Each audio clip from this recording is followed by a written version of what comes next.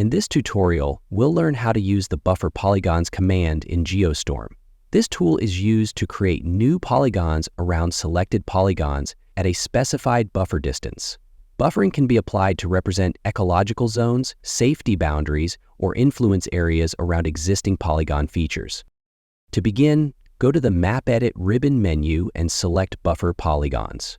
This will open the Buffer Polygons dialog box. In the Select Polygons section, click the Pick button to select polygons directly from the map view.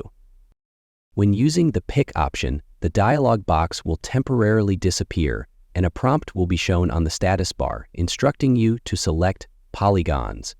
After selecting, press Enter or right-click and choose Done. The number of selected polygons will be displayed in the dialog box. If polygons were pre-selection before running the command, they will already be listed.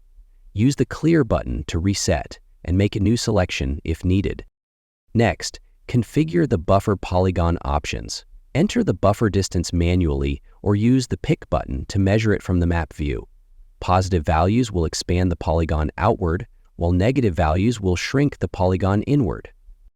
Choose the corner type, bevel, miter, or round to control how buffer edges are shaped around corners.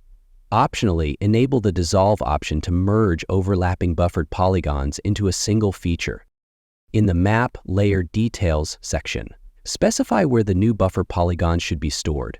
By default, they are placed in the default drawing layer, but you can also create a GIS shapefile layer for external storage. If the GIS option is selected, the GIS Layer Details section will allow you to define the output directory, shapefile name, and field schema. Once all settings are defined, click OK.